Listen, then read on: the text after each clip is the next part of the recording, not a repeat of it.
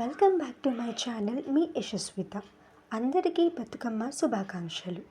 ఈరోజు మా అమ్మ నేర్పిన పాయసం మన అమ్మ కోసం చేస్తున్నాను. There are different kinds of people. So మీకలు wait for Bathukamma well other look forward to Dandiya.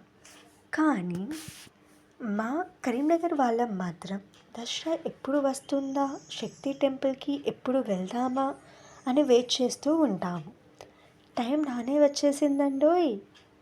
So అమ్మవారి కోసం నా చేతితో ఏదైనా చేయాలి అని అనుకున్నాను.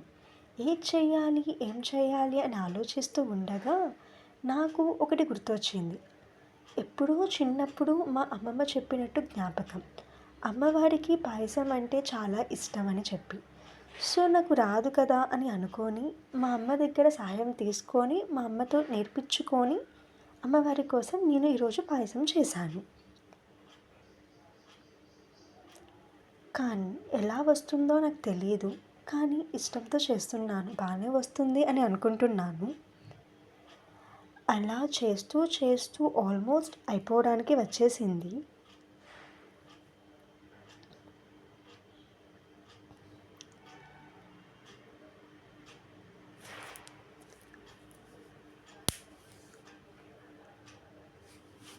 అలా పాయసం మొత్తం చేసేసాను. ఇప్పుడు పాయసం చేసేసి అమ్మవారి కోసం ఒక బాక్స్లో పెట్టేశాను.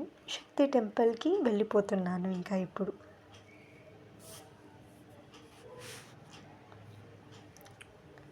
For the people of Karimnagar, the Shakti temple holds deep emotion, especially during the time of Dasra. మీకు కనుక నా వీడియో నచ్చినట్టు అయితే లైక్, షేర్ అండ్ సబ్స్క్రైబ్.